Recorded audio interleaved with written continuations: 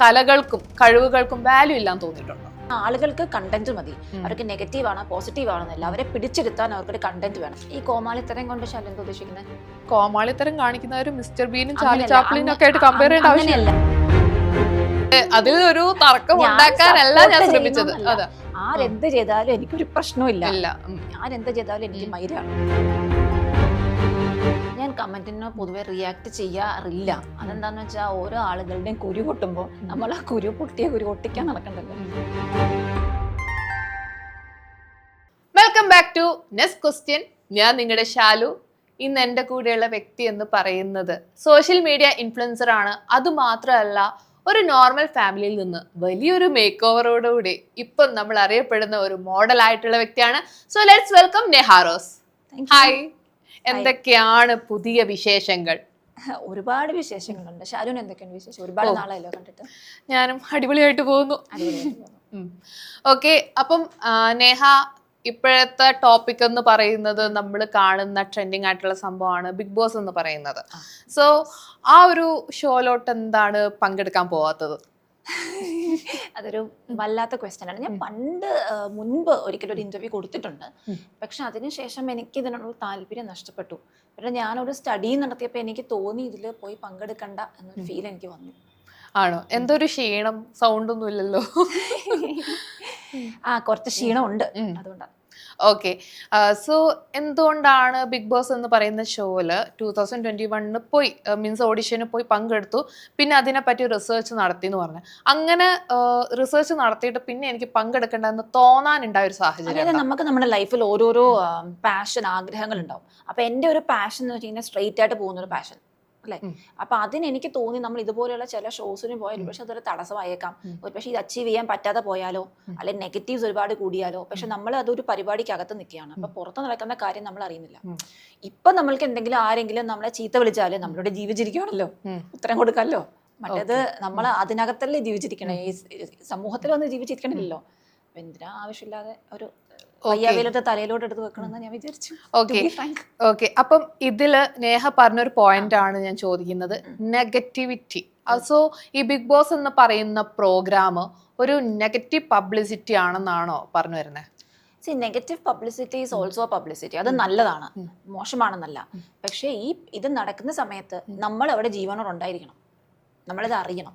അല്ലാതെ നമ്മൾ എല്ലാം ഒരു PR-നെ ഏൽപ്പിച്ചിട്ട് അല്ലെങ്കിൽ വീട്ടുകാരെ ഏൽപ്പിച്ചിട്ട് അങ്ങനെ പോകുമ്പോൾ നമ്മൾക്ക് അറിയില്ല വാട്ട് വിൽ ഹാപ്പൻ. പിന്നെ അതൊക്കെ ഓരോരുത്തരുടെ ചോയ്സ് ആണ്. നമുക്ക് ഒരാളെ പറയാൻ സാധിക്കില്ല. ഓരോരുത്തർക്കും ഓരോ ചോയ്സ് ഉണ്ട്. ഓരോ സാഹചര്യങ്ങൾ, ഫാമിലി ബാക്ക്ഗ്രൗണ്ട് ഡിഫറെന്റ് ആണ്.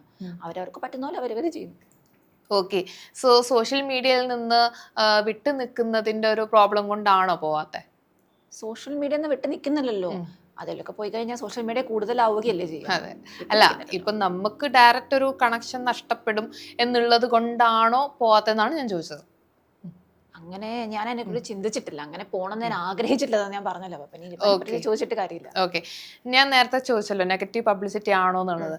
സോ ഇപ്പം ഭയങ്കര നല്ല രീതിക്ക് നെഗറ്റീവ് പബ്ലിസിറ്റിയിലൂടെ പോയ ആളുകളടക്കം ഈ സീസണിലുണ്ട്. ഈ സീസൺ എന്നല്ല, ഒരുവിധം എല്ലാ സീസണിലും എടുത്ത് നോക്കിക്കഴിഞ്ഞാൽ ഇപ്പം നമ്മള് മുമ്പത്തെ സീസണിലൊക്കെ ആണെങ്കിലും പിന്നെ നമ്മുടെ ഒമൻ ലുലുവിലെ നല്ല സമയം എന്ന് പറഞ്ഞ മൂവിയിൽ ആക്ട് ചെയ്തിട്ടുണ്ടായിരുന്ന ഏഞ്ചൽ എന്ന് പറഞ്ഞ ആള് മറന്നു കാണില്ല. സോ ആള് മറ്റേ വളരെ ഇതായിട്ട് ഡ്രഗ് യൂസ് ചെയ്തു എന്നുള്ളതിൻ്റെ ഒക്കെ പേരിൽ വൻ വിവാദമായിട്ടുണ്ടായിരുന്നു. സോ അങ്ങനെയുള്ള ഒരാൾ പോലും പോയ ബിഗ് ബോസ് ആണ്. ഇപ്പം നെഗറ്റീവ് പബ്ലിസിറ്റിയിലൂടെ പോയിക്കൊണ്ടിരിക്കുന്ന രേണുസുതി പോയിട്ടുള്ള ബിഗ് ബോസ് ആണ്. സോ ഏഷ്യാനെറ്റ് പോലത്തെ ഒരു സാറ്റലൈറ്റ് ചാനല് ഇതുപോലത്തെ മോഹൻലാലിനെ പോലെയുള്ള വലിയൊരു നടനെ വെച്ച് ഷോ നടത്തുമ്പം ഇതുപോലത്തെ ആളുകളെയാണ് ഗസ്റ്റ് ആയിട്ട് വിളിക്കുന്നത്. സോ അതെന്തുകൊണ്ടാണെന്ന് ചിന്തിച്ചിട്ടില്ലേ? ഇതുപോലത്തെ ആളുകളെ, അതായത് രേണുസുതി, ഏഞ്ചലിനൊക്കെ പോലെയുള്ള ആളുകൾ. കാരണം അവർ മോശമാണെന്നല്ല ഞാൻ പറയുന്നത്, പക്ഷെ അവർക്ക് കിട്ടിയ നെഗറ്റീവ് പബ്ലിസിറ്റി, അതിലൂടെയാണ് അവർ ഈ ബിഗ് ബോസ് എന്ന് പറഞ്ഞ ഷോയിൽ വന്നിട്ടുണ്ടായിരുന്നത്. സോ അതെന്തുകൊണ്ട് ഈ റിസർച്ച് നടത്തിയ ഒരാളെന്ന രീതിയിലാണ് ഞാൻ ചോദിക്കുന്നത്, അതെന്തുകൊണ്ടാണെന്ന് ചിന്തിച്ചിട്ടില്ലേ? നല്ല ക്വസ്റ്റ്യൻ. അതായത് ഒരു പരിപാടിയിൽ ആരെ വിളിക്കണം എന്നുള്ളത് ആ പരിപാടി സംഘടിപ്പിക്കുന്ന ആളുകളുടെ ചോയ്സ് ആണ് അല്ലെ. അതിപ്പോൾ എനിക്ക് ഒരു വ്യക്തികളോടും പ്രത്യേകിച്ച് യാതൊരു ഇഷ്ടക്കുറവുമില്ല. ഈ പറയുന്ന എല്ലാവരും തന്നെ അവരവരുടെ ലൈഫിൽ പ്രതിഭ തെളിയിച്ചു വരും തന്നെയാണ്, കഴിവുള്ളവർ തന്നെയാണ് എല്ലാവരും. ആ മറ്റേ കുറിച്ചാണെങ്കിൽ രേണുവിൻ്റെ ഇതാണ്. ഈ രണ്ടുപേരും എനിക്ക് പേഴ്സണലി അറിയില്ല. എനിക്ക് രണ്ടുപേരും ഓക്കെ ആണ്, അവരുടെ സംസാര രീതി നന്നായിട്ട് എനിക്ക് ഫീൽ ചെയ്തിട്ടുള്ളൂ. അപ്പൊ അതൊരു നല്ല കണ്ടന്റ് ആണെന്ന് ബിഗ് ബോസിന് തോന്നിയിട്ടുണ്ടാവും, വിളിച്ചിട്ടുണ്ടാവും. ഓക്കെ. സോ സംസാരിച്ച് നെഗറ്റീവ് കണ്ടന്റ് സംസാരിച്ച് പിടിച്ചു നിൽക്കാൻ പറ്റുന്നവരിലോട്ട് പോയി. നെഗറ്റീവ് കണ്ടന്റ് അല്ല, എനിക്ക് പലതും നെഗറ്റീവായിട്ട് തോന്നിയിട്ടില്ല. ഇല്ല. അതെന്തുകൊണ്ടാണ്? അത് നെഗറ്റീവ് അല്ലാത്തത് കൊണ്ട് തോന്നിയിട്ടില്ല. അതെന്താ നെഗറ്റീവായി തോന്നാത്തത്? കാരണം എന്താണ് നെഗറ്റീവ്? എന്താണ് നെഗറ്റീവ്? നെഗറ്റീവ് എന്ന് പറയുന്നത് ഇപ്പം നമുക്ക് സൊസൈറ്റിന്ന് വരുന്ന ഒരു ബാഡ് ഇമ്പാക്ട്, ആ ഒരു ബാഡ് ഇമ്പാക്ട് വന്നു കഴിഞ്ഞാൽ അതിനെ ഇഗ്നോർ ചെയ്ത് പോവാന്നുള്ളതാണ്. പക്ഷെ ആ നെഗറ്റീവിൽ പിടിച്ച് കയറാൻ വേണ്ടി നോക്കുന്നതാണ് രേണുസുതിയെ പോലെയുള്ള ആളുകൾ. ഓക്കെ, ഇപ്പൊ ഒരു സംഭവം നടന്നു, ഈ ഒരു സംഭവം നടന്നു കഴിഞ്ഞാൽ പുള്ളിക്കാരിയെ പറ്റി കുറെ പേര് നെഗറ്റീവ് പറഞ്ഞു കഴിഞ്ഞാൽ പുള്ളിക്കാരി അതിൽ പിടിച്ച് കയറി അത് എങ്ങനെയെങ്കിലും എനിക്ക് നെഗറ്റീവ് കിട്ടിയാൽ മതി. ഇന്റർവ്യൂ എടുത്തിട്ടുള്ളേ? അതെ, എടുക്കുന്ന ആളാണ് ഞാൻ, എടുത്തിട്ടുള്ള ആളാണ്. സോ ഞാൻ എടുത്തിട്ടുള്ള ആളാണ്. സോ ഞാൻ പറയുന്ന കേസ് വേറെ ഒന്നുമല്ല. കാരണം പുള്ളിക്കാരി ഒരു നെഗറ്റീവ് കിട്ടിക്കഴിഞ്ഞാൽ പുള്ളിക്കാരി അതിൽ പിടിച്ച് കയറി ഇപ്പൊ നെഗറ്റീവ് ഒന്നും ഇല്ലെങ്കിലും എന്തെങ്കിലും ഒരു നെഗറ്റീവ് കൊണ്ടിട്ടിട്ട് പബ്ലിസിറ്റി ആവാൻ വേണ്ടി നോക്കി എന്നുള്ളൊരു തോട്ട് നമ്മുടെ സൊസൈറ്റിയിൽ എൻ്റെ തോട്ട് മാത്രമല്ല, ഒരു സൊസൈറ്റിക്ക് എല്ലാവർക്കും ആ ഒരു തോട്ടുണ്ട്. അതുകൊണ്ടാണ് രേണുസുതി എന്ന് പറയുന്ന വ്യക്തിക്ക് ഇതുപോലത്തെ നെഗറ്റീവ് കാര്യങ്ങൾ വരുന്നത്. അപ്പം ഞാൻ ചോദിച്ചു വന്ന കാര്യം ഇതാണ്, അങ്ങനെ നെഗറ്റിവിറ്റി ആയിട്ട് ബിഗ് ബോസിൽ സംസാരിച്ച് പിടിച്ചു നിൽക്കാൻ പറ്റുന്നവരെ അല്ലേ ഇതുപോലത്തെ സാറ്റലൈറ്റ് ചാനൽ ചൂസ് ചെയ്യുന്നതെന്നാണ് ഞാൻ ചോദിച്ചത്. അങ്ങനെ ചോദിച്ചാൽ അത് ബിഗ് ബോസിലെ സെലക്ട് ചെയ്യുന്നവരോട് പോയി ചോദിക്കണം. ഞാനല്ലല്ലോ സെലക്ഷൻ കമ്മിറ്റിയിൽ ഇരിക്കണത്. അല്ല, ബിഗ് ബോസിൽ സെലക്ട് ചെയ്യുന്ന കാര്യമല്ല ഞാൻ പറയുന്നത്. പക്ഷേ ഇത്രയും പ്രേക്ഷകർക്ക് കാണാൻ വേണ്ടിയിട്ടാണ് ബിഗ് ബോസ് എന്ന് പറയുന്ന പ്രോഗ്രാം. അവർ ചെയ്തത് നെഗറ്റീവ് ആണോ പോസിറ്റീവ് ആണോ എന്ന് ചോദിച്ചാൽ അവരവർക്ക് ഇഷ്ടമുള്ള ഫോട്ടോഷൂട്ട്സ് ചെയ്യുന്നു, അവരിഷ്ടമുള്ള പരിപാടികൾ ചെയ്യുന്നു, അത് മാത്രമേ ഉണ്ടായിരുന്നുള്ളൂ. പിന്നെ ചെയ്ത അവിടെ ഇവിടെയും കുറെ അബദ്ധങ്ങൾ പറ്റി. ആ അബദ്ധങ്ങൾ ആരൊക്കെ എടുത്ത് വീഡിയോസ് ആക്കി റിയാക്ഷൻ ഇങ്ങനെ വന്നു.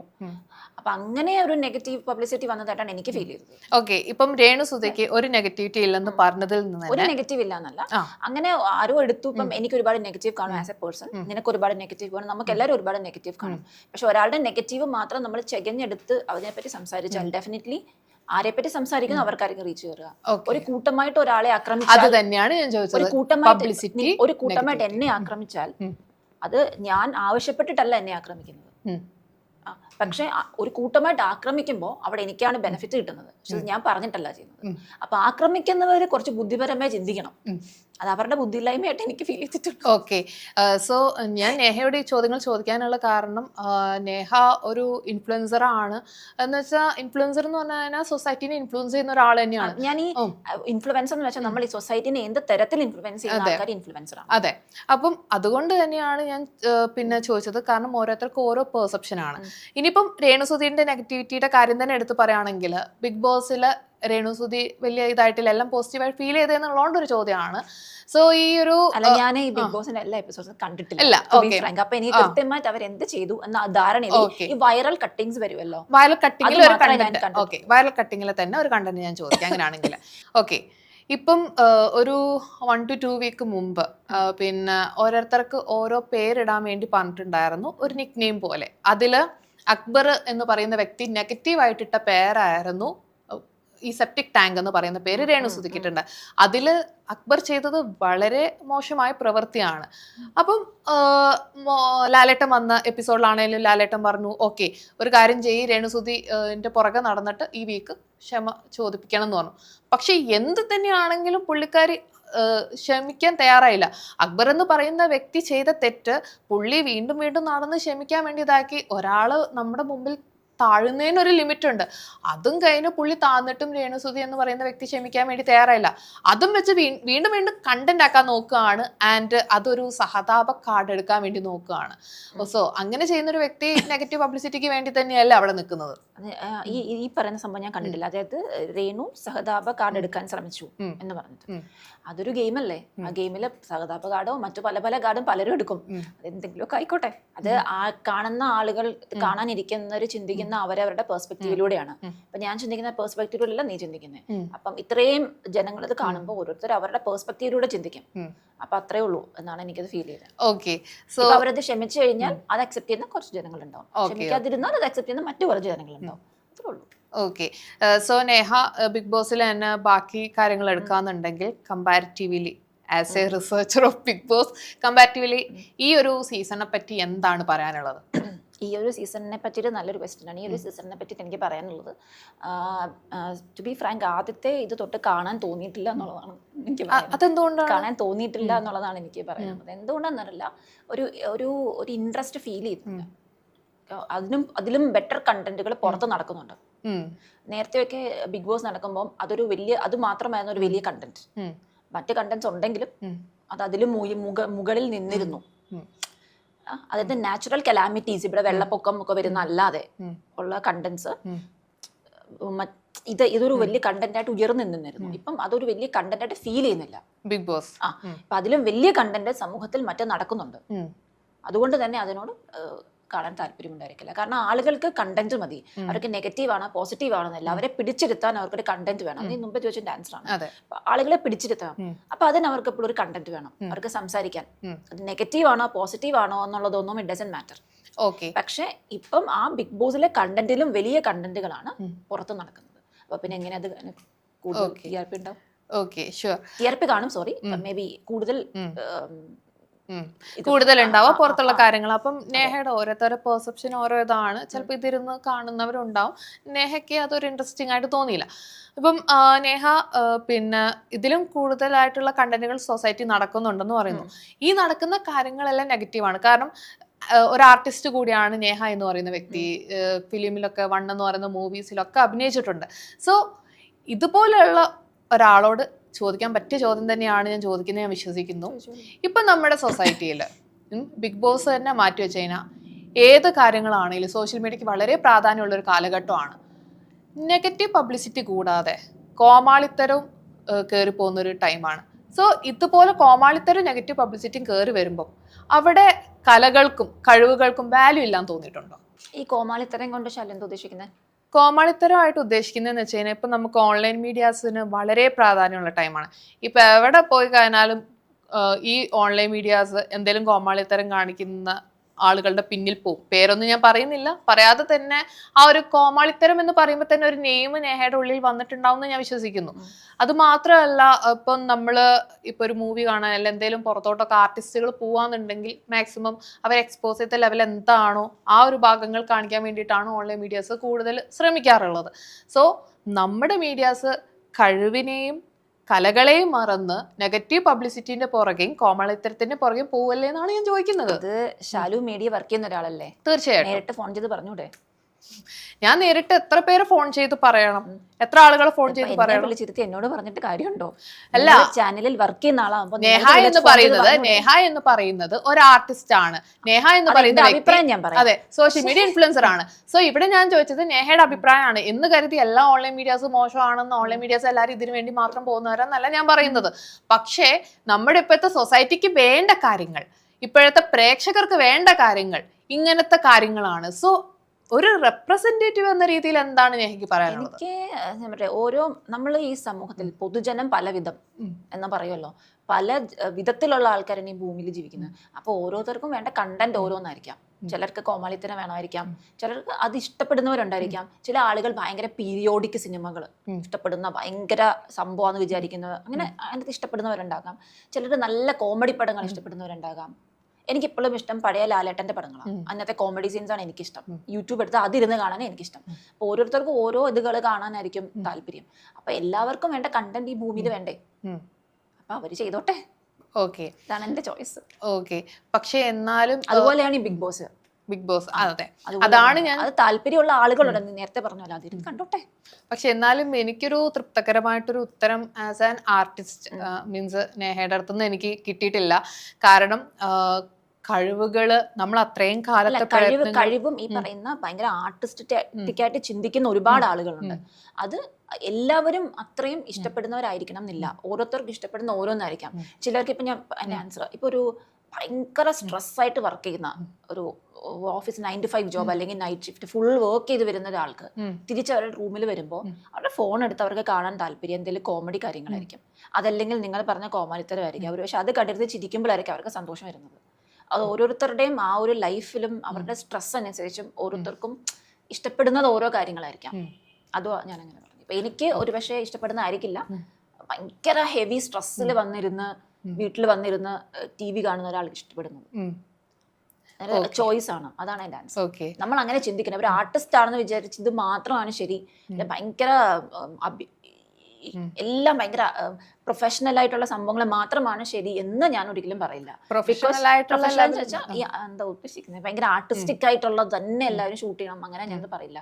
കഴിവിന് മാത്രം പ്രാധാന്യം കൊടുക്കുന്നത് അതാണ് വേണ്ടതെങ്കിലും ഓരോ ആളുകളുടെയും സ്ട്രെസ് കളയുക എന്നുള്ളൊരു പരിപാടി ഉണ്ടല്ലോ. അപ്പൊ എല്ലാവർക്കും എല്ലാ തരത്തിലുള്ള കണ്ടന്റും ആവശ്യമാണ്. ഓക്കെ, സോ അതുകൊണ്ട് എന്റെ 80 വയസ്സുള്ള ഗ്രാൻഡ് മദർ ഇപ്പൊ മരിച്ചുപോയി. പുള്ളിക്കാരത്തേക്ക് ഏറ്റവും ഇഷ്ടം മിസ്റ്റർ ബീൻ ആയിരുന്നു. പ്രായമായി കഴിഞ്ഞപ്പം ആദ്യം എന്താണെന്ന് നോക്കി, പിന്നെ ഫുൾ ടൈം മിസ്റ്റർ ബീൻ ഇരുന്ന് ടി വിയിൽ കണ്ടോണ്ടിരിക്കില്ലായിരുന്നു പരിപാടി. ആ പ്രായമായി കഴിഞ്ഞപ്പോൾ അവർ എൻജോയ് ചെയ്തുകൊണ്ടിരുന്ന അതാണ്. സോ ഇപ്പൊ നമ്മുടെ സൊസൈറ്റിയിൽ കോമാളിത്തരം കാണിക്കുന്നവരും മിസ്റ്റർ ബീനും ചാർലി ചാപ്ലിനും ഒക്കെ ആയിട്ട് കമ്പയർ ചെയ്യേണ്ട ആവശ്യമില്ല. ചോദിച്ചത് എക്സാമ്പിൾ പറഞ്ഞതാ. ഓരോ ആളുകളുടെ സ്ട്രെസ് അങ്ങനെയാണ് അനുസരിച്ചാണ് ഓരോരുത്തർക്ക് ഇഷ്ടമുള്ള കണ്ടന്റ് കാണുന്നത്. അവരെന്ത് ചെയ്യുന്നു, അവരെന്ത് കാണുന്നു, അവരുടെ ചോയ്സ്. ഓൺലൈൻ മീഡിയാസ് എന്ത് കവർ ചെയ്യുന്നു അത് അവരുടെ ചോയ്സ്. അല്ല, അവരുടെ ചോയ്സ് അല്ലെന്ന് ഞാൻ ഒരിക്കലും പറയില്ല. ഓക്കെ, ഓൺലൈൻ മീഡിയാസിന് അത് ചെയ്യാനുള്ള റൈറ്റ് ഉണ്ട്, അവരുടെ ഇതുണ്ട്. പക്ഷേ നമ്മുടെ സൊസൈറ്റിക്ക് വേണ്ടതാണ് ഈ ഓൺലൈൻ മീഡിയാസ് ഷൂട്ട് ചെയ്യുന്നത് എന്നാണ് ഞാൻ പറഞ്ഞത്. അതിനെ ഞാനും പറഞ്ഞത്. സൊസൈറ്റിയിലെ ആളുകൾക്ക് ആവശ്യമുണ്ടല്ലോ, പല ടൈപ്പ് കണ്ടന്റുകൾ വേണം. അപ്പം നമ്മൾക്ക് ഇഷ്ടമുള്ളത് നമ്മൾ സെലക്ട് ചെയ്യുക, നമുക്ക് താല്പര്യമില്ലാത്തത് നമ്മൾ മാറി നിൽക്കുക. ഓക്കെ, സൊസൈറ്റിക്ക് ആവശ്യമായ കാര്യങ്ങൾ വേണമെന്ന് പറയുമ്പോഴും ഇവിടെ 90% സൊസൈറ്റിക്ക് വേണ്ടത് നെഗറ്റീവ് പബ്ലിസിറ്റിയും മസാലയായിട്ടുള്ള കാര്യങ്ങളും. ഈവൻ ഞാൻ പല ആളുകളെ ഇന്റർവ്യൂ എടുത്ത എക്സ്പീരിയൻസിൽ നിന്ന് പറയാണ്, എന്നോട് പറഞ്ഞ കേസാണ്, നമുക്ക് റീച്ച് വേണമെന്നുണ്ടെങ്കിൽ ഒന്നെങ്കിൽ നെഗറ്റീവ് കമൻസ് വന്നാൽ പിന്നെ ഭയങ്കര റീച്ചാണ്. പിന്നെ പറയുന്ന കേസ് എന്ന് വെച്ച് കഴിഞ്ഞാൽ എന്തെങ്കിലുമൊക്കെ ഒരു മസാല കാര്യങ്ങളൊക്കെ നമ്മുടെ ഇതിൽ വേണം എന്നാൽ തീർച്ചയായിട്ടും റീച്ച് ഉണ്ടാവും. ഇതൊന്നുമില്ലാതെ വളരെ ഹാർഡ് വർക്ക് ചെയ്ത് അടിപൊളി കണ്ടിരിക്കാൻ പറ്റിയ കണ്ടന്റിന് വലിയ റീച്ചുകളില്ല. അതിലൂടെ പോയിക്കൊണ്ടിരിക്കുകയാണ്. കാരണം നമ്മുടെ കാലഘട്ടം കുറച്ചൊന്ന് ബാക്കോട്ട് പോയി കഴിഞ്ഞാൽ അത്യാവശ്യം റീച്ച് ആയിട്ടുള്ള കണ്ടന്റുകൾ എങ്ങനത്തെയാണെന്നുള്ളത് നമുക്ക് മനസ്സിലാവും. കാരണം ഇത്രയും കോമാളിത്തര സോഷ്യൽ മീഡിയക്ക് അത്രയും പ്രാധാന്യമില്ലായിരുന്നു, പക്ഷെ ഇത്രയും കോമാളിത്തര സമയത്ത് ഉണ്ടായിരുന്നില്ല, കാര്യങ്ങൾ ഉണ്ടായിരുന്നില്ല. ആ സമയത്തും പ്രേക്ഷകർക്ക് വേണ്ട കണ്ടന്റുകൾ ഉണ്ടായിരുന്നു. ഇവിടെയും നല്ല കണ്ടന്റ് വേണ്ട. എനിക്ക് കോമാളിത്തരം കണ്ടിരുന്ന് ചിരിക്കാൻ ഭയങ്കര ഇഷ്ടമാണ്. ഞാൻ കോമാളിത്തരം കാണുമ്പോൾ കാണുകയും ചെയ്യും, ചിരിക്കുകയും ചെയ്യും. എനിക്ക് വലിയ സംഭവം. പിന്നെ നെഗറ്റീവ് കണ്ടന്റ്, കാരണം നമ്മൾ ഒരാളെയും കളിയാക്കരുത് ആസ് എ പേഴ്സൺ. എനിക്കത് ഇഷ്ടമല്ല. അപ്പൊ ഈ കോമാളിത്തരങ്ങൾ എന്ന് അല്ലെങ്കിൽ ഇങ്ങനെയൊന്നുമില്ല. എല്ലാം ഇഷ്ടപ്പെടുന്ന പ്രേക്ഷകരിൽ ഇവിടെ ഉണ്ട്. അപ്പൊ ഇഷ്ടമുള്ളവർ ഇഷ്ടമുള്ളത് കാണട്ടെ. നമുക്കിപ്പോ ഒരാളോട് പോയി നീ ഇത് കാണാൻ പാടില്ല, അത് കാണാൻ പാടില്ല എന്ന് പറയാൻ പറ്റില്ലല്ലോ. അല്ല ഇന്നാളെ ചെയ്യുന്ന തെറ്റാണ് എന്ന് പറയാൻ പറ്റില്ലല്ലോ. ഞാൻ ഒരാളെ കോമാളിത്തരം സപ്പോർട്ട് ചെയ്ത് പറയുന്നതുമല്ല. ഓരോരുത്തർക്കും ഓരോ ചോയ്സ് ഉണ്ട്. എനിക്ക് ഇഷ്ടമുള്ളത് ഞാൻ കാണുന്നു. ഇപ്പൊ നമുക്ക് എന്തോരം ഇപ്പൊ ക്രിക്കറ്റ് ഇഷ്ടമില്ലാത്തവരുണ്ട്, അവര് ഫുട്ബോൾ കാണുന്നു. ഇഷ്ടമില്ലാത്ത മറ്റൊരു ഗെയിം കാണുന്നു. ഇത് നിർത്തലാക്കണം നമുക്ക് പറയാൻ പറ്റുമോ? പറ്റില്ല. അതുപോലെ ഉള്ളൂ. അല്ല, ഈ ക്രിക്കറ്റും ഈ സംഭവങ്ങളും നിർത്തലാക്കണം എന്ന് പറയുന്ന പോലെയല്ല ഞാൻ പറഞ്ഞ കാര്യം എന്ന് പറഞ്ഞാൽ, ഓക്കെ, ചിരിപ്പിക്കാൻ വേണ്ടി പണ്ട് കാലം മുതലേ ഈ ഒരു ഫിലിം ഫീൽഡിലാണേലും ജഗദീഷ്, ഇന്നസെന്റ്, ഇന്ദ്രൻസ്, ജഗദീനെ പോലെ അങ്ങനെ ചോദിക്കട്ടെ. പണ്ട് ആങ്കറിംഗ് മേഖലയില് ഭയങ്കരമായിട്ട് പ്രിപ്പയർ ചെയ്ത് നല്ല നല്ല ക്ലാസ് ചോദ്യങ്ങൾ ചോദിച്ചിട്ട് ചോദ്യകർത്താക്കൾ ഉണ്ടായിരുന്നു. ഇന്ന് എന്തുകൊണ്ട് അങ്ങനെയല്ല? ഇന്ന് വെറുതെ വൈറലാക്കാൻ വേണ്ടി ഓരോ കണ്ടന്റുകൾ ചോദിക്കുന്ന ആങ്കേഴ്സ് മാത്രമല്ലേ ഉള്ളൂ. അതിനെക്കുറിച്ച് എന്താ അഭിപ്രായം? നമ്മുടെ പ്രേക്ഷകർക്ക് വേണ്ട സംഭവങ്ങൾ അതാണ്. അത് തന്നെയാണ് ഞാൻ ചോദിച്ചത്. നമ്മുടെ പ്രേക്ഷകർക്ക് നെഗറ്റീവ് പബ്ലിസിറ്റി, കോമാളിത്തരം കാര്യങ്ങളാണ് വേണ്ടത്. ഇവിടെ എനിക്ക് പറയാനുള്ള ഒരു കാര്യം എന്താന്ന് വെച്ച് കഴിഞ്ഞാല്, ഈ ജഗദീശനൊക്കെ പോലെയുള്ള നടന്മാരും കോമാളിത്തരം കോമാളിത്തരം എന്ന് വെച്ചാൽ മീൻസ് ഇൻ ഫണ്ണി വേ നമ്മളെ ചിരിപ്പിച്ചിട്ടുണ്ടായിരുന്നു. ഓക്കെ, പക്ഷെ ഇപ്പോഴത്തെ കോമാളിത്തരം എന്ന് പറയുന്നത് വളരെ മോശമായ രീതിയിൽ നമുക്ക് കണ്ടിരിക്കാൻ ചിലതൊക്കെ അറപ്പുളവാക്കുന്ന രീതിയിലുള്ള കോമാളിത്തരങ്ങളാണ്. അതെ, ചിരിപ്പിക്കാനുള്ള കോമാളിത്തരം വേറെ, അതുകൂടാതെ വെറുപ്പിക്കുന്ന, നമുക്ക് ചിരിയല്ല വരുന്നത്, നമുക്ക് ഇറിറ്റേഷൻ വരുന്ന രീതിയിലുള്ള കോമാളിത്തരങ്ങൾ വേറെ. അതുപോലത്തെ കാര്യങ്ങൾ ഒരുപാട് ഇപ്പം നമ്മുടെ സൊസൈറ്റിയിൽ വരുന്നുണ്ട്. അതാണ് ഞാൻ ചോദിച്ചത്. അത്രയ്ക്കും നമ്മുടെ പ്രേക്ഷകർ നിലവാരത്തിന്റെ കാര്യമല്ല. അത് കണ്ടോണ്ടിരിക്കുമ്പോ ചിലർക്ക് കുരു പൊട്ടും. അങ്ങനെ കുരു പൊട്ടുന്ന ഇങ്ങനത്തെ ചോദ്യങ്ങൾ ചോദിക്കും. അത്രേ ഉള്ളൂ. എനിക്കത് കഴിയുമ്പോൾ കുരു പൊട്ടുന്നില്ല. അതിപ്പം എന്തുകൊണ്ടാന്ന് വെച്ചാൽ എന്നെ ബാധിക്കാത്ത തരത്തുനിന്ന് മാറി നടക്കാനുള്ള കഴിവ് എനിക്കുണ്ട്. എനിക്കിപ്പം ഒരു സാധനം കാണാൻ താല്പര്യമില്ല, ഞാൻ ആ ചാനൽ വെക്കില്ല, അല്ല ഞാൻ അത് കാണില്ല. അവരോട് പോയി ഇത് ചെയ്യരുതെന്നല്ല പറയേണ്ടത്. അത് സംസ്കാരം. അതിൽ നിന്ന് മാറി നടക്കാം, മറ്റൊരു സാധനം എടുക്കാം. ഇപ്പൊ ഭയങ്കര നീ കാണുന്നുണ്ട്, അല്ലെ ഇങ്ങനെ വൈറൽ ആവുന്നുണ്ട്. പക്ഷെ എനിക്ക് വേണ്ടെങ്കിൽ ഞാൻ എന്റെ പുറം നടക്കൂല. ഓക്കെ, ഞാനിതൊക്കെ ചോദിക്കാനുള്ള കേസ് വേറൊന്നും അല്ല. ഇപ്പം നമ്മള് ഒരു സൊസൈറ്റി ഡ്രസ് ഇട്ടു, ചിലർക്ക് അത് കാണുമ്പോൾ കുരു പൊട്ടും. തീർച്ചയായിട്ടും അത് അത് അവരുടെ പ്രശ്നം. അല്ല, ഇപ്പൊ നമ്മൾ ഹോട്ടായിട്ട് ഡ്രസ്സ് ഇടുന്നതോ നമ്മൾ ഫോട്ടോഷൂട്ട് ചെയ്യുന്നതോ നമ്മൾ ആക്ട് ചെയ്യണതോ അതൊക്കെ ഓരോരുത്തരുടെ ചോയ്സാണ്. അതിലൊന്നും കൈകടത്താൻ നമ്മൾ ആരുമല്ല. അതൊന്നുമല്ല ഞാൻ ചോദിച്ചു വന്നതിന്റെ ഒരു കാര്യം എന്ന് വെച്ച് കഴിഞ്ഞാൽ, നമ്മുടെ സൊസൈറ്റി കുറച്ച് കാലത്തിന്റെ ബാക്കിൽ നിന്ന് ഇങ്ങോട്ടേക്ക് വളരെ നല്ല രീതിക്ക് തരം താഴ്ന്ന കണ്ടന്റുകളോട് ഇപ്പം ഇൻട്രസ്റ്റ് ആയി തുടങ്ങി. ഇപ്പൊ ഫേസ്ബുക്ക് ഒക്കെ എടുത്ത് നോക്കിക്കഴിഞ്ഞാൽ ഫേസ്ബുക്കിൽ വസന്തം അമ്മാവന്മാരെന്ന് പറഞ്ഞാൽ ഇപ്പൊ കുറച്ചുകൂടി ഇൻസ്റ്റാഗ്രാമിലും വന്നിട്ടുണ്ട്. സോ ഇവരൊക്കെ ഇരുന്ന് ഇങ്ങനെ നെഗറ്റീവ് പബ്ലിസിറ്റി ഇത് ഷെയർ ചെയ്യാൻ വേണ്ടിയിട്ട് അങ്ങോട്ടും ഇങ്ങോട്ടും ഇങ്ങനെ ഇതാക്കാനുള്ള അതിന്റെ ഒരു ഇത് ഞാൻ പറഞ്ഞു. അതെ, ഒരു ത്വരയാണ് ചോദിച്ചതല്ല, മറ്റൊരു ഉത്തരം തരാം. പറഞ്ഞതല്ലാതെ ഇപ്പൊ നീ ഇപ്പൊ വസന്തം പറഞ്ഞത്, ഇത് പണ്ട് കാലത്ത് അതിനെ കുറിച്ച് ഞാൻ പണ്ടൊരിക്കൽ എപ്പോഴും പറഞ്ഞിട്ടുണ്ട്. എന്നോടാണോ എവിടെയോ എനിക്കറിയില്ല. പണ്ട് കാലത്ത് 80s-ലും 90s-ലും ഒക്കെ ഇങ്ങനെ എല്ലാവരും കൂടെ കൂട്ടം കൂടിയിരുന്ന വട്ടമേശ സമ്മേളനം ആൾക്കാരെ കുറിച്ച് പരദൂഷണം പറയുന്ന ഒരു സമ്പ്രദായം ഉണ്ടായിരുന്നു. അതിപ്പോഴും ഉണ്ട്, ഇപ്പോഴും ഉണ്ട്. പക്ഷെ ഇപ്പം അതൊക്കെ സോഷ്യൽ മീഡിയയിലാണ്. സോഷ്യൽ മീഡിയയിൽ ഒരാൾ വന്നൊരു കമന്റ് ഇടും, അപ്പൊ അങ്ങ് ഓസ്ട്രേലിയ കിടക്കുന്ന ഒരാൾ അങ്ങനെ സെയിം ചിന്താഗതിയുള്ള ഒരാൾ താഴെ വന്ന് അതിനെ റിപ്ലൈ ചെയ്യും. അതിന് റിപ്ലൈ ഇപ്പൊ വട്ടമേശം ലോകത്തിലെ ഈ ലോകം മൊത്തം കൂടെ ഒരു കസരിട്ടിരിക്കണം, എല്ലാരും കൂടി ഇരുന്ന് വട്ടത്തിലിരുന്ന് സംസാരിക്കണം, പരസ്പരം അറിയാത്ത ആളുകൾ ഇങ്ങനെ. അതാണ് ഇപ്പൊ സത്യത്തിൽ നടന്നുകൊണ്ടിരിക്കുന്നത്. അതാണ് ഈ കമന്റ് സെക്ഷൻ എന്നുള്ളത്. അവരുടെ അഭിപ്രായങ്ങൾ അവർ ഛർദ്ദിക്കുന്നു. നല്ലതോ ചീത്തയോ ആവാം, അവരുടെ താല്പര്യങ്ങളാവാം. അതിന്റെ പേരിൽ അടി നടക്കുന്നു. ഒരാൾ സപ്പോർട്ട് ചെയ്യുന്നു, ഒരാൾ എതിർത്ത് പറയുന്നു. അത് പണ്ടും അങ്ങനെയല്ല. നമ്മളൊരു സ്കൂളിലും കോളേജിലും പഠിക്കുമ്പോൾ 90s-ലൊക്കെ ഉള്ള പഠിച്ചിട്ടുള്ളവർക്ക് അറിയാം, 90s-ൽ സ്കൂളിൽ പഠിച്ചവർക്ക് അറിയാം. അപ്പൊ ആ ഒരു സമയത്തൊക്കെ ഉള്ളവർക്ക് അറിയാം. അപ്പൊ അന്ന് ഈ പോലെ ഇതൊന്നും ഇല്ലല്ലോ. പിന്നെ മേ ബി നമ്മുടെ മുന്നുള്ള ജനറേഷൻ 80s-ലൊക്കെ ഉള്ളവരാണെങ്കിലും അവർക്കും അതിനെക്കുറിച്ചൊരു ഇതുണ്ടാവും. ഇങ്ങനത്തെ ഈ ഒരു സോഷ്യൽ മീഡിയ സംഭവം ഉണ്ടായിരുന്നില്ല. അവരിങ്ങനെ ഒരാളെ കുറിച്ച് കണ്ടോ മുടി കണ്ടോ, ഡ്രസ്സ് കണ്ടോ, ഇങ്ങനെ പറയുന്ന ഒരു പരിപാടി അന്ന് ഉണ്ടായിരുന്നു. അപ്പൊ ഇന്നും അതില്ല എന്നല്ല, ഇന്നത് ഉണ്ട്. പക്ഷേ അത് ഇച്ചിരി കുറഞ്ഞിട്ടുണ്ട്. അതിപ്പം സോഷ്യൽ മീഡിയയിലാണ്.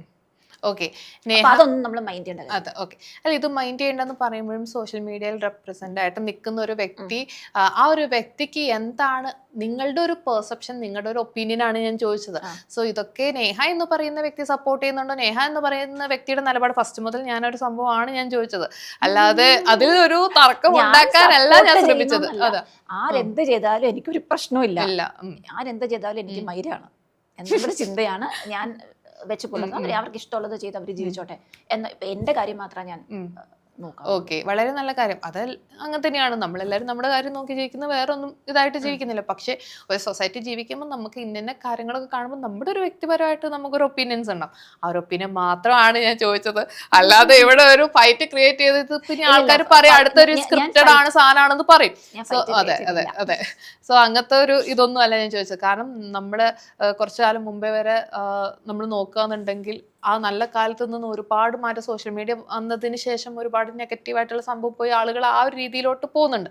സോ അതിനെപ്പറ്റി ഒരു ഒപ്പീനിയൻ അത്രേ ഉള്ളൂ. സോഷ്യൽ മീഡിയ വന്നതിന് ശേഷം ആളുകൾ നന്നായിട്ട് മാറിയിട്ടുണ്ട്. കാരണം നെഗറ്റീവ് കുറെ ചിലപ്പം പണ്ട് കാലത്തെ എങ്ങനെ ആയിരിക്കാം, പക്ഷേ നമുക്ക് സോഷ്യൽ മീഡിയ വന്നപ്പോൾ ആളുകളെ കൂടുതൽ ഒന്നുകൂടി അറിയാൻ പറ്റിയതുമായിരിക്കും. സോഷ്യൽ മീഡിയ ഇത്രയും വന്നത് നല്ലതാണ്. ബിക്കോസ് സോഷ്യൽ മീഡിയ വന്നതിന് ശേഷം സമൂഹത്തിൽ നെഗറ്റീവ് കുറഞ്ഞിട്ടുണ്ട്. കൂടുതൽ അക്സെപ്റ്റൻസ് എല്ലാവർക്കും ലഭിച്ചിട്ടുണ്ട്. പ്രത്യേകിച്ച് നമ്മളെ പെണ്ണുങ്ങൾക്ക് അക്സെപ്റ്റൻസ് ലഭിച്ചിട്ടുണ്ട്. അത് നമ്മൾക്ക് തന്നെ അറിയാം അല്ലെ. ഈ അക്സെപ്റ്റൻസ് ലഭിച്ചെന്ന് പറയുമ്പം ഞാൻ തിരിച്ച് നമ്മുടെ ബിഗ് ബോസിലെ തന്നെ ഒരു ഇതിലോട്ട് വരാം.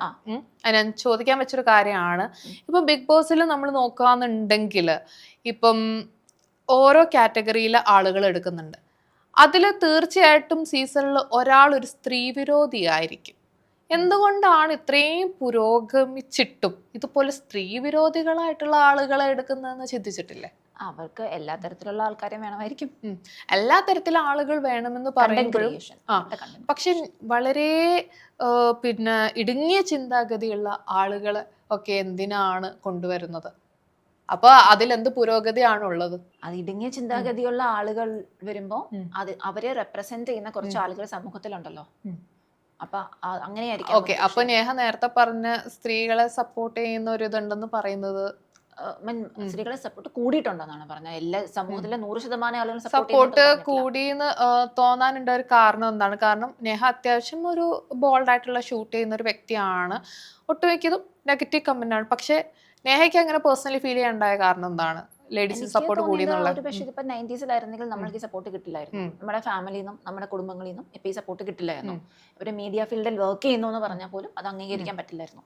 പക്ഷെ ഇന്നത്തെ കാലത്ത് അതെല്ലാം അക്സെപ്റ്റ് ചെയ്യുന്ന ഒരു രീതിയിലേക്ക് മാറിയിട്ടുണ്ട്. പിന്നെ നമുക്ക് കൂടുതലും അത്യാവശ്യം പണ്ടൊക്കെ തന്നെ ഇപ്പൊ ഇങ്ങനെ പോലും ഒരു കുർത്തിട്ടിരിക്കാൻ പറ്റില്ലായിരുന്നു. കാര്യമായിട്ട് പറയുകയാണ്, ഇതിനെ കൂടെ ഷോൾ ഇങ്ങനെ കുത്തി മാത്രമേ പുറത്തിറങ്ങാൻ പറ്റുള്ളായിരുന്നു. ആ കാലമായിരുന്നു. പക്ഷെ ആ കാലത്ത് നിന്ന് മാറി അറ്റ്ലീസ്റ്റ് ഒരു കുർത്തയും ലെഗിങ്സും ഇട്ട് നടക്കാനുള്ള സ്വാതന്ത്ര്യം പെണ്ണിനുണ്ടല്ലോ. ഇതുപോലത്തെ ഒരു ഡ്രസ്സ് ഒരു പക്ഷേ ഇടാൻ പറ്റുന്ന ഒരു വളരെ മാന്യമായ ഡ്രസ്സാണ്. അതുപോലെ ഇടാൻ പറ്റുന്ന ഒരു സാഹചര്യം ഇരുന്നില്ല അന്ന്. അതിൽ നിന്നൊക്കെ ഒരുപാട് മാറ്റങ്ങൾ ഇന്ന് വന്നിട്ടുണ്ടെന്നാണ് എനിക്ക് ഫീൽ ചെയ്യുന്നത് പേഴ്സണലി. അതാണ് ഞാൻ മാറ്റം ഉദ്ദേശിച്ചത്. പിന്നെ കുറെ ആൾക്കാർക്ക് ഒരു മാറി ചിന്തിക്കൽ വന്നിട്ടുണ്ട്. എന്ന് വെച്ചിട്ട് ഇപ്പം 100% ആളുകളും മാറുമെന്ന് നമുക്ക് പറയാൻ പറ്റില്ലല്ലോ. ഓരോരുത്തർക്കും ഓരോ ഇതുണ്ടാവില്ലേ. അപ്പം ഇതുപോലുള്ള പരിപാടികളിൽ ആളുകളെ സെലക്ട് ചെയ്യുന്ന ഓരോ തരത്തിലുള്ളവരുടെ റെപ്രസെന്റേറ്റീവ്സ്, ഇപ്പൊ ഈ അങ്ങനെ ആയിരിക്കും ഒരു ചർച്ചയ്ക്ക് ഇരിക്കുമ്പോൾ ഓരോ അഭിപ്രായങ്ങളുള്ളവരുടെ നിന്ന് ഒരു റെപ്രസെന്റേറ്റീവിനെ എടുക്കും. അങ്ങനെ ഒരു സംവാദം നടന്നാലല്ലേ അതിന് റീച്ച് കയറുള്ളൂ. അതിനായിരിക്കാം അങ്ങനെ സെലക്ട് ചെയ്യുന്നത്. ഓക്കെ, അപ്പം സ്ത്രീകളെ സപ്പോർട്ട് ചെയ്യുന്ന കാര്യം പറഞ്ഞുകൊണ്ട് തന്നെ ഞാൻ ചോദിക്കുകയാണ്, നെഹയ്ക്ക് ഒരുപാട് നെഗറ്റീവ് കമന്റ്സ് വരുന്നുണ്ട്. സോ അതിനോടൊക്കെ എങ്ങനെയാണ് നെഹ എന്ന് പറയുന്ന വ്യക്തി റിയാക്ട് ചെയ്യുന്നത്? നെഗറ്റീവ് കമന്റ്സ് ഞാൻ പറഞ്ഞില്ലേ, നെഗറ്റീവ് കമന്റ്സ് അത് വരും. അത് സമൂഹത്തിലെ ഒരു വിഭാഗം ആളുകൾ നെഗറ്റീവ് കമന്റ്സ് ഇടും. അത് ഇപ്പം നമുക്കൊന്നും ചെയ്യാൻ പറ്റില്ല. പക്ഷെ വളരെ മോശമായ രീതിയിൽ നമുക്ക് ചിലപ്പോൾ നമുക്കത് അക്സെപ്റ്റ് ചെയ്യാൻ പറ്റാത്ത രീതിയിൽ പോലും ഒന്നും നോക്കാതെ പച്ചയ്ക്ക് നെഗറ്റീവ് കമന്റ്സ് ഇടുന്നവരുണ്ട്. സോ അതുപോലത്തെ കമന്റ് ഒക്കെ ചെയ്യുമ്പോൾ റിയാക്ട് ചെയ്യാറില്ലേ? ഞാൻ കമന്റിന് പൊതുവെ റിയാക്ട് ചെയ്യാറില്ല. അതെന്താന്ന് വെച്ചാൽ ഓരോ ആളുകളുടെയും കുരു പൊട്ടുമ്പോൾ നമ്മൾ ആ പൊട്ടിയ കുരു ഒട്ടിക്കാൻ നടക്കണ്ടല്ലോ. പിന്നെ അത് ഒട്ടിക്കാൻ നടന്നാൽ പിന്നെ അതിങ്ങനെ നമ്മളതൊക്കെ അതിന്റെ പുറകെ നടക്കാനേ സമയം ഉണ്ടാകത്തുള്ളൂ. അപ്പോൾ നമ്മളൊരു റിപ്ലൈ കൊടുത്താൽ 1-2 പേർക്ക് റിപ്ലൈ എടുത്തിട്ടുണ്ട് കേട്ടോ. ചിലർക്ക് ഞാനിങ്ങനെ സ്റ്റോറി ഇട്ടിട്ടുണ്ട് ചിലർക്ക്. അതല്ലാതെ എല്ലാത്തിനും റിപ്ലൈ ചെയ്യാൻ കൊടുത്താൽ അവർ റിപ്ലൈ ചെയ്യും, നമ്മൾ വീണ്ടും അതിൻ്റെ പുറകെ നടക്കും. അവർ പിന്നെ അയക്കും, നമ്മൾ അതിൻ്റെ പുറകെ നടക്കും, ഉത്തരം പറയും.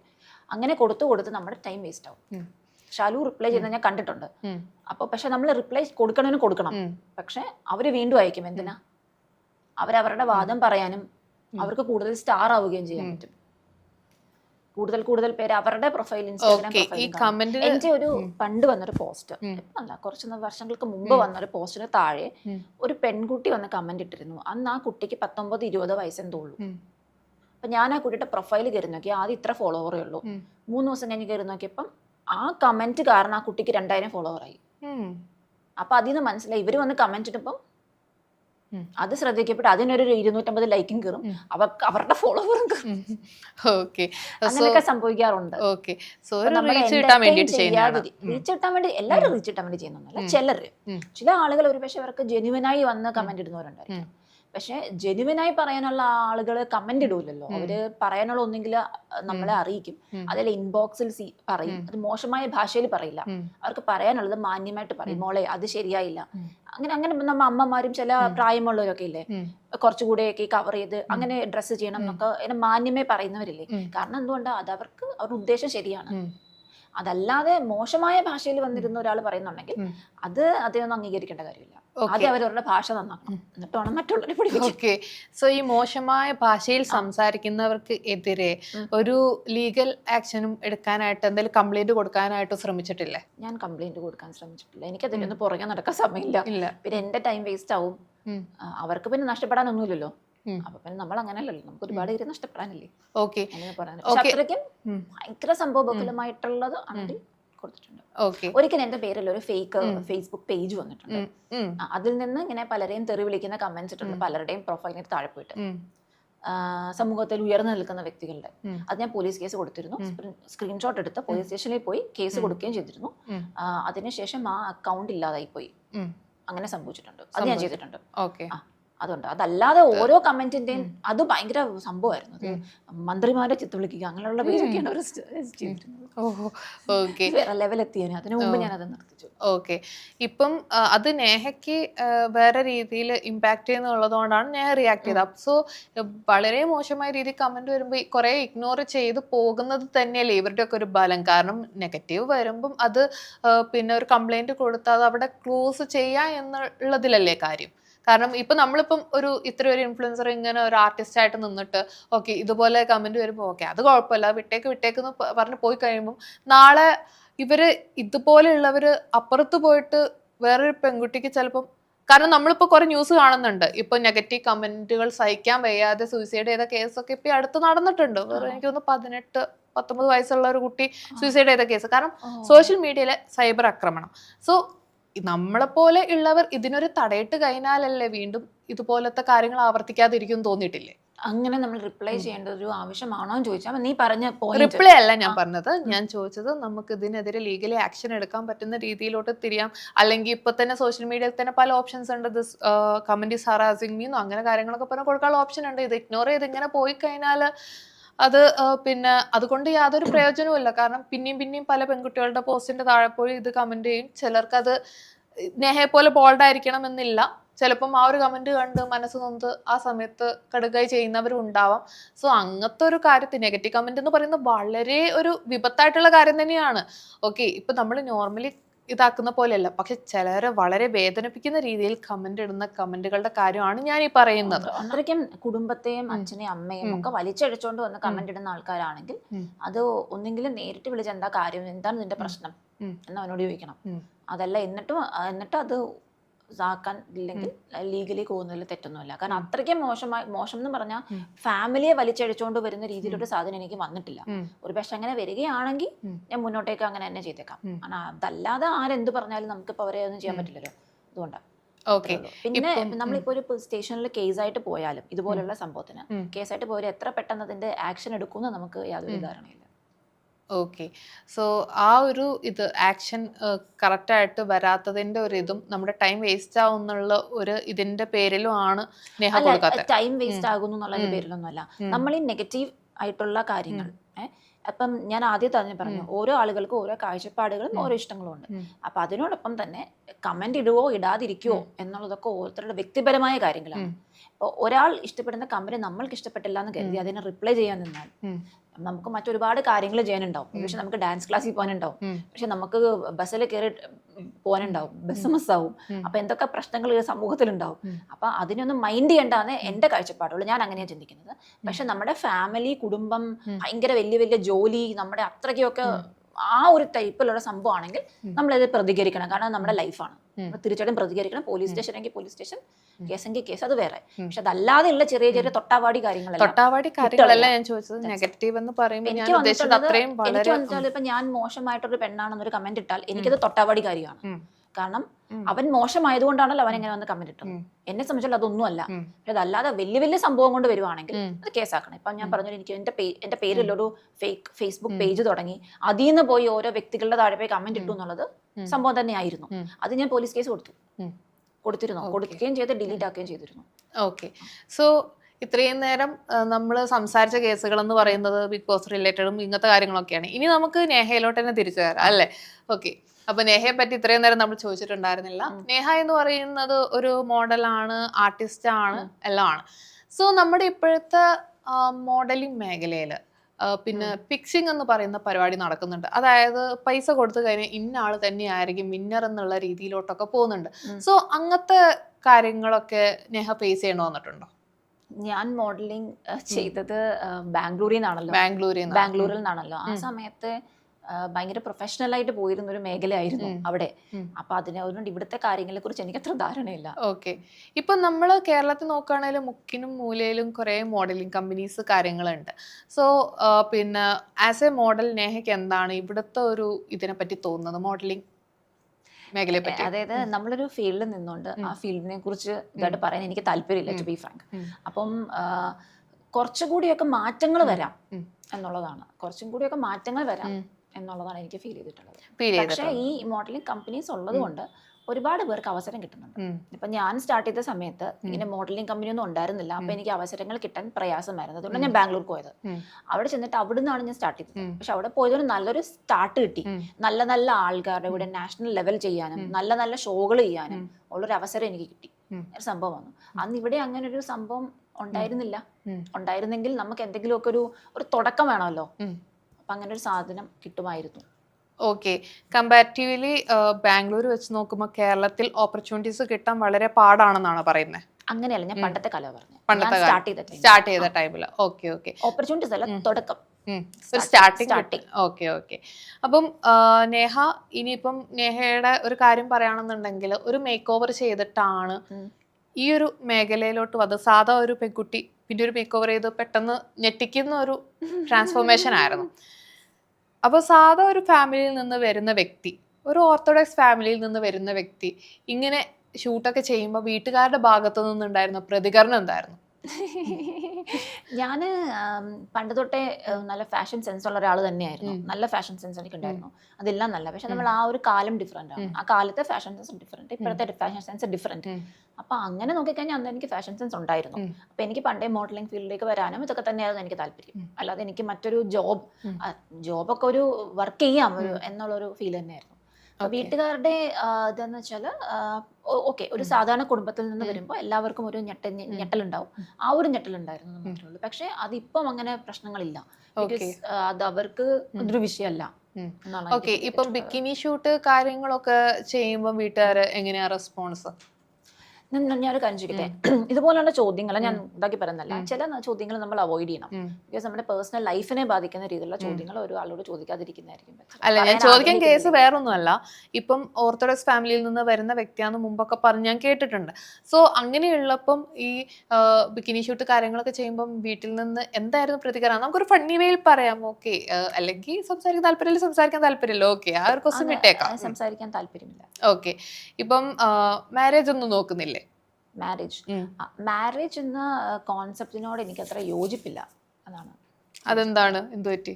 അതിനെപ്പറ്റി എനിക്ക് വ്യക്തിപരമായി തോന്നിയിട്ടുള്ളത്, ഇപ്പൊ ഞാൻ ഒരു സാധാരണ ഓർത്തഡോക്സ് ഫാമിലിയിൽ നിന്നാണ് വന്നൊരു ക്വസ്റ്റ്യൻ നേരത്തെ വന്നത്. അതിന്റെ ആൻസർ ഇതിനകത്തുണ്ട്. അതിന്റെ ആൻസർ കൂടി ഞാൻ ചേർത്ത് പറയാം. സോ അത്രയും ഒരു ഓർത്തഡോക്സ് ഫാമിലി ഒരു സാധാരണ ഒരു ഫാമിലി ആണെങ്കിൽ പോലും ചെറുപ്പം തൊട്ടേ ഞാൻ മാറി ചിന്തിച്ചിരുന്നു. എൻ്റെ ചെറിയ പ്രായം മുതൽ എൻ്റെ ചിന്താഗതി വളരെ ഡിഫറെൻ്റ് ആയിരുന്നു. ഞാൻ അന്നേ ചിന്തിച്ചിരുന്നു എനിക്കൊരു 28-29 വയസ്സായിട്ട് കല്യാണം കഴിച്ചാൽ മതി. ഞാൻ തീരെ ചെറുപ്പത്തിൽ ചിന്തിച്ചിരുന്നു, 6ാം ക്ലാസ്സിലൊക്കെ പഠിക്കുമ്പോൾ. കാരണം അന്ന് ഞാൻ അങ്ങനെ ചിന്തിക്കണമെങ്കിൽ എനിക്ക് അത്രയും മാറി ചിന്തിക്കാനുള്ള കഴിവുണ്ടായിരുന്നു. അങ്ങനെ ഞാൻ വിചാരിച്ചിരുന്നു. ഒരു 7ാം ക്ലാസ് 8ാം ക്ലാസ് ഒക്കെ ആയപ്പോൾ കുറച്ച് നമ്മൾ എന്തൊക്കെയോ ആയിട്ട് കല്യാണം കഴിച്ചാൽ മതി, കുറച്ച് പൈസ ഉണ്ടാക്കിയിട്ട് കല്യാണം കഴിച്ചാൽ മതി, അന്നേ ഞാൻ ചിന്തിച്ചിരുന്നു. അത് 22 വയസ്സായപ്പോൾ തോന്നി 32 ആയിട്ട് കിട്ടിയാൽ മതി. അങ്ങനെ നമ്മൾ മാറ്റും, ആ ചിന്ത മാറി. അപ്പൊ എനിക്ക് തോന്നിയിട്ടുള്ളത്, കല്യാണം, കുട്ടികൾ എന്നൊക്കെ പറയുന്നത് ആണിന് നല്ലതാണ്. അവനൊരു ഭാര്യയെ കിട്ടും, അവനൊരു കുട്ടിയെ കിട്ടും, അവനൊരു കുടുംബത്തെ കിട്ടും. എൻ്റെ അടുത്തൊരു ഫ്രണ്ട് പറഞ്ഞതാണ്, അപ്പോൾ കല്യാണമൊക്കെ നല്ല, നമുക്കൊരു കുടുംബമൊക്കെ വേണ്ടേ. അവനത് പറഞ്ഞതിന്റെ റീസൺ എന്തുകൊണ്ടാണ്, അവൻ ആ കുടുംബം ഉള്ളത് കൊണ്ട്, ഭാര്യ, കുട്ടി, അവന്റെ കുടുംബം എന്നൊരു സാധനം അവർക്ക് കിട്ടും. അപ്പം ഒരു പെണ്ണിനെ സംബന്ധിച്ചിടത്തോളം ഇതൊരു കുടുംബമായിട്ട് ഞാൻ കണക്കാക്കുന്നില്ല. എന്താന്ന് വെച്ചാൽ നമ്മൾ നമ്മുടെ വീട് വിട്ട് മറ്റൊരു വീട്ടിൽ ചെന്ന് കയറി അവിടെ താമസിക്കുകയാണ്. അപ്പം എനിക്കതൊരു കുടുംബമായിട്ട് ഫീൽ ചെയ്തിട്ടുണ്ട്. നമ്മുടെ ആഗ്രഹങ്ങളും ഇഷ്ടങ്ങളും മാറ്റി വെച്ചിട്ട് അങ്ങനെ ഒരാൾക്ക് വേണ്ടി ഒരു കുടുംബം ഉണ്ടാക്കി കൊടുക്കണോ? അതിന്റെ ഒരു ആവശ്യം ഒരു പെണ്ണിനില്ല. അത് സ്ത്രീകൾക്ക് നല്ലൊരു സിസ്റ്റം അല്ല കല്യാണം, ഒരു പെണ്ണിനെ സംബന്ധിച്ചിടത്തോളം. ഓക്കെ, എന്നാണ് എനിക്ക് ഫീൽ ചെയ്തിട്ടുള്ളത്. ഓക്കെ. ഇപ്പൊ ഈ നമ്മുടെ ഡെയിലി വരുന്ന ന്യൂസുകൾ, അതായത് സ്ത്രീധനത്തിന്റെ പേരിൽ അല്ലെങ്കിൽ ഡൊമസ്റ്റിക് വയലൻസിന്റെ പേരിൽ സൂയിസൈഡ് ചെയ്യുന്ന ആ ന്യൂസുകളും ഒരു പക്ഷേ എനിക്ക് തോന്നുന്നു ഇമ്പാക്ട് ചെയ്തിട്ടുണ്ടാവും. മീൻസ് നേഹയ്ക്ക് അത് അഫക്ട് ചെയ്തിട്ടുണ്ടാവും എന്ന് എനിക്ക് തോന്നുന്നു, ഇങ്ങനെ പറയുന്നത് കേൾക്കുമ്പോൾ. അങ്ങനെയാണോ? ആ ന്യൂസ് അല്ല. ഇപ്പൊ ഞാൻ കുഞ്ഞിലെ എനിക്ക് ഇങ്ങനത്തെ ന്യൂസ് ഞാൻ കണ്ടിട്ടില്ലല്ലോ. ന്യൂസ് ഇപ്പോഴല്ലേ വരുന്നത്. പക്ഷെ ഇപ്പോഴത്തെ ന്യൂസ് എനിക്ക് അല്ലാത്ത കാണുമ്പോൾ തോന്നും, പണ്ട് അങ്ങനെ ചിന്തിച്ചാൽ നന്നായി പോയി, പണ്ടെടുത്ത തീരുമാനം നന്നായി പോയി എന്ന് എനിക്ക് തോന്നാറുണ്ട്. പിന്നെ അതൊരു കറക്റ്റ് ഇമ്പാക്ട് ഉണ്ട്. ഇപ്പൊ ഇങ്ങനെ ഒരുപാട് സൂയിസൈഡ്, സ്ത്രീധനത്തിന്റെ പേരിൽ സൂയിസൈഡ് ചെയ്യുന്നവരുള്ളപ്പോൾ ഡെഫിനറ്റ്ലി വീണ്ടും വീണ്ടും നമ്മള് സ്റ്റിക്ക് ഓൺ ചെയ്യും നമ്മുടെ ഇതിലേക്ക്. കറക്റ്റ് ആണെന്ന് തോന്നും. എന്തിനാണ് ഇതിന്റെയൊക്കെ ആവശ്യം? കല്യാണം കഴിക്കാതിരുന്നാൽ പോരെ എന്നൊരു ചിന്തയിലേക്ക് നമ്മൾ തന്നെ എത്തിപ്പെടുന്നു. അപ്പം വീട്ടിൽ നിന്ന് നിർബന്ധിക്കാറൊന്നുമില്ലേ കല്യാണം കഴിക്കാനൊന്നും? എന്നാ പറയാറുണ്ട്, വീട്ടിൽ പറയാറുണ്ട് കല്യാണം കഴിക്കണമെന്ന് പറയാറുണ്ട്. അപ്പം എങ്ങനെയാണ് റിയാക്ട് ചെയ്യാറ്? ഇതിന്റെ അർത്ഥം ഞാൻ നേഹേനോട് ഇപ്പൊ കല്യാണം കഴിക്കണമെന്ന് പറയല്ല, ഓരോരുത്തരുടെ ഓരോ കോൺസെപ്റ്റ് ആണ്. ഞാൻ നേഹയുടെ ഒരു ഒപ്പീനിയൻ ആണ് ചോദിക്കുന്നത്. അല്ല, അങ്ങനെയല്ല. നമ്മള് മാരേജ് എന്ന് പറയുമ്പോൾ നേരത്തെ പറഞ്ഞതുപോലെ, ഞാൻ ആദ്യം പറഞ്ഞല്ലോ, അത് പെണ്ണിന് പറ്റുന്ന ഒരു സിസ്റ്റം അല്ല മാരേജ്, ആണിന് പറ്റുന്ന സിസ്റ്റമാണ് മാരേജ്. അപ്പം ഒരുപക്ഷെ അതുപോലെ ഒരാളെ കണ്ടുമുട്ടിയാൽ എനിക്ക് തോന്നുവാണ് അതിന്റെ സിസ്റ്റത്തിന് പ്രശ്നമൊന്നും പറ്റൂല, എനിക്ക് തകരാറൊന്നും പറ്റൂല എന്ന് തോന്നുവാണെങ്കിൽ കല്യാണം കഴിക്കാം. ഓക്കെ. പക്ഷെ ആ തോന്നൽ വരണം. ആ തോന്നൽ വരുന്ന ഒരാളെ കണ്ടുമുട്ടിയാൽ കല്യാണം കഴിക്കാം. ഓക്കെ. ചിലപ്പോൾ നമുക്ക് അങ്ങനെ സംഭവിച്ചു കൂടാന്നൊന്നുമില്ലല്ലോ. സോ നേഹ ഇപ്പൊ പറഞ്ഞ ഒരു കേസുണ്ട്, അതായത് ഒരു ആണിന് കുടുംബം വേണമെന്ന് പറയുന്നു, സോ അവന് ഭാര്യയും കുട്ടി ഉണ്ടാവുന്നു. പക്ഷെ നമ്മുടെ സൊസൈറ്റി ഇപ്പൊ കുറെ മാറി.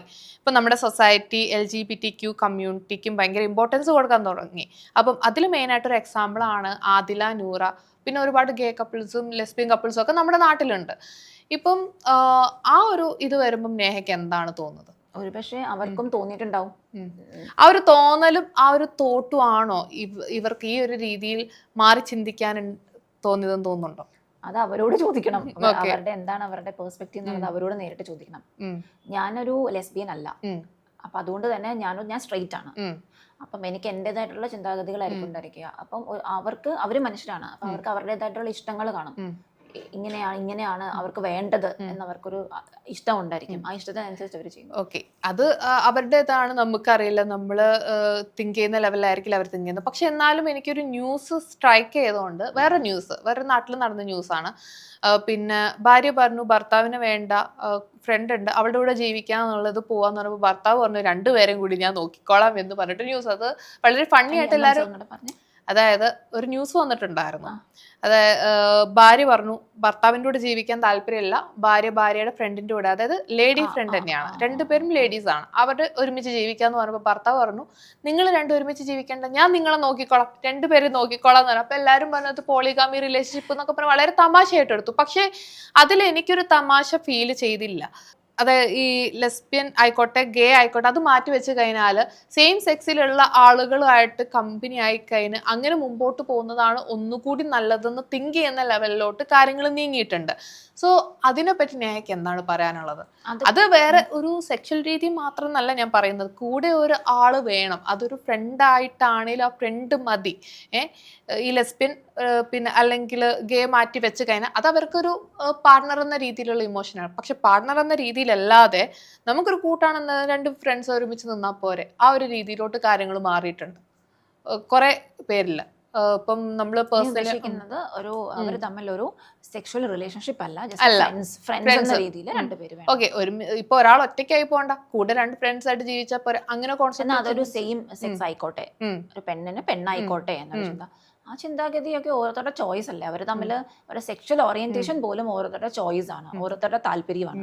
എല്ലാവരുടെ ചോയ്സ് ആണ്, എല്ലാവരുടെ ചോയ്സ് ആണ്. മീൻ അതിനകത്ത് അഭിപ്രായം പറയാൻ നമുക്ക് അല്ല. പക്ഷെ ഞാൻ ചോദിച്ച കേസ് ഈ ചോയ്സ്, അതാണ് ചോയ്സ് തന്നെയാണ്. പക്ഷെ ഈ ചോയ്സിലോട്ട് ആളുകൾ മാറാൻ അല്ല, ചോയ്സിലോട്ട് ആളുകൾ മാറാനുണ്ടാകുന്ന സാഹചര്യം നമ്മുടെ സൊസൈറ്റിയിൽ ഇപ്പൊ നടക്കുന്ന കാര്യങ്ങൾ തന്നെയല്ലേ ഞാൻ ചോദിക്കുന്നത്.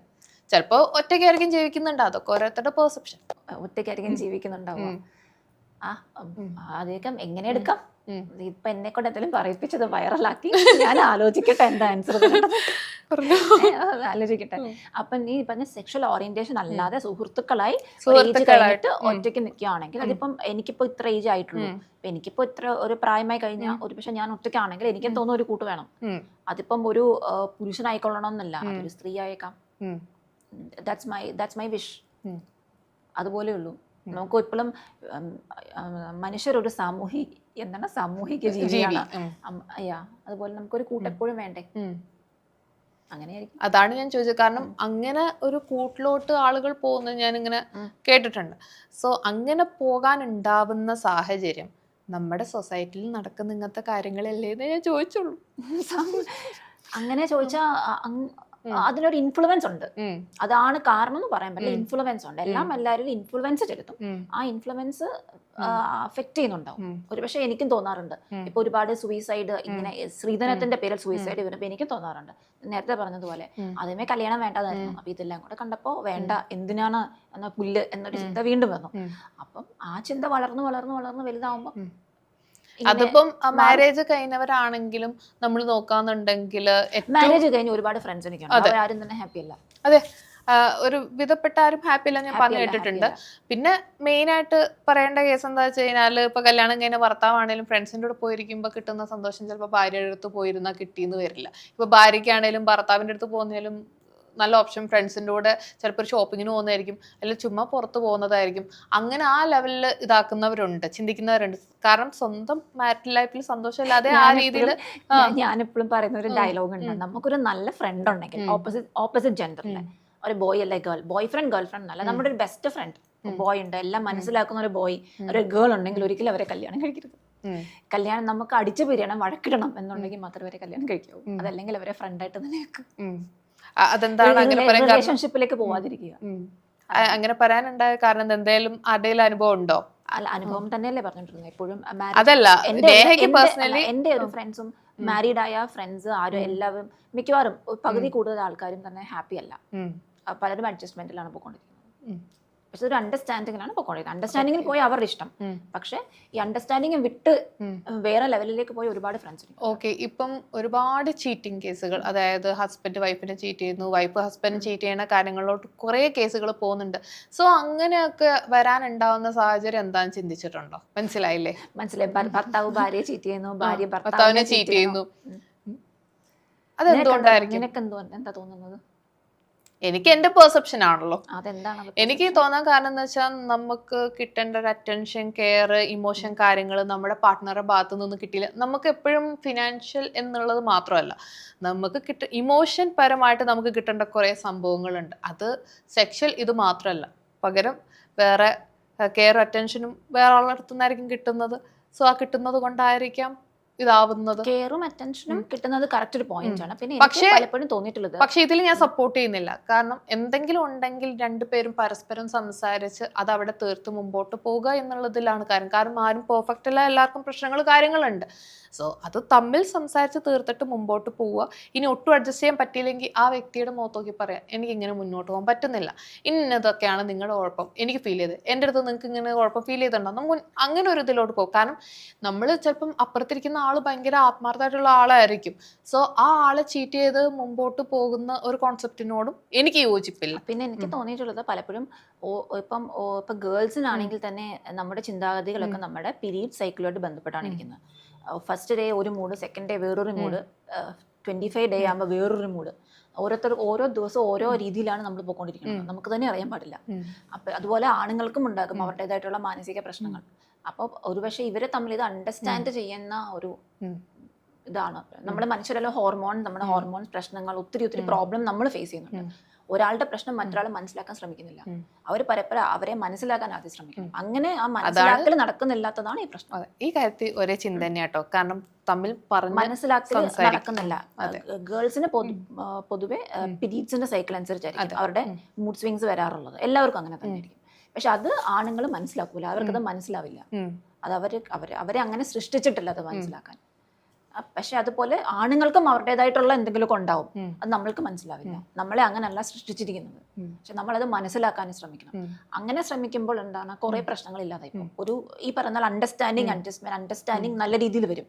പക്ഷെ ചിലർക്ക് ഒരു പക്ഷേ ഇത് പറ്റാത്തൊരു സാഹചര്യത്തിലേക്ക് എത്തിയേക്കാം. അപ്പൊ അവരത് മറ്റ് എന്തെങ്കിലും ഓപ്ഷൻസിലേക്കും അവർക്ക് കിട്ടുന്ന രീതിയിലേക്കും പോകും എന്നാണ് എനിക്ക് ഫീൽ ചെയ്യുന്നത്. കുറെയൊക്കെ. പിന്നെ ചില ആളുകളുടെ ഇഷ്ടങ്ങൾ ഡിഫറെന്റ് ആയിരിക്കാം, വൈബ് ഡിഫറെന്റ് ആയിരിക്കാം, അങ്ങനെയൊക്കെ അത് വേറെ പ്രശ്നങ്ങൾ. ഓക്കെ. സോ നേഹ, അവിഹിതത്തെ പറ്റി എന്താണ് പേഴ്സണലി ഒരു അഭിപ്രായം?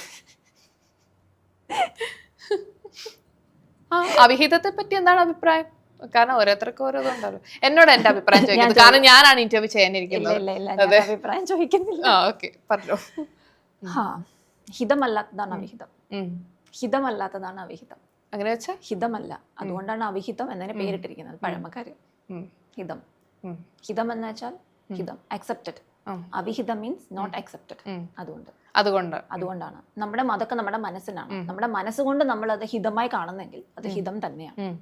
നമ്മളെ മനസ്സുകൊണ്ട് നമ്മളത് തെറ്റായി കാണുന്നെങ്കിൽ അത് അവിഹിതമാണ്. ഓക്കെ. സോ അവിഹിതങ്ങളെ ഹിതമായി കാണുന്നു, അത് അവിഹിതമായിട്ട് തന്നെ കാണുന്നുണ്ടോ? തൽക്കാലം അവിഹിതം ഒന്നും ഇല്ല, ഹിതങ്ങൾ മാത്രമേ ഉള്ളൂ. ഓക്കെ. സോ നേഹ, ഇത്രയും നേരം നേഹയുടെ ഒപ്പീനിയൻ കാര്യങ്ങളെല്ലാം പറഞ്ഞു. നല്ല രീതിക്ക് നമ്മള് വെള്ളം കുടിപ്പിച്ചു. നേഹ ഉരുളക്കപ്പേര് പോലെയാണ് മറുപടികൾ പറയുന്നത്. ഞാൻ ചോദ്യം ചോദിച്ചിട്ട് എന്നോട് തിരിച്ച് ചോദ്യങ്ങൾ ചോദിക്കുകയാണ് ഉണ്ടായത്. സോ ഇത്രയും നേരം ഞങ്ങളുടെ കൂടെ ടൈം സ്പെൻഡ് ചെയ്തതിന് ഒത്തിരി നന്ദി. Thank you so much. Thank you.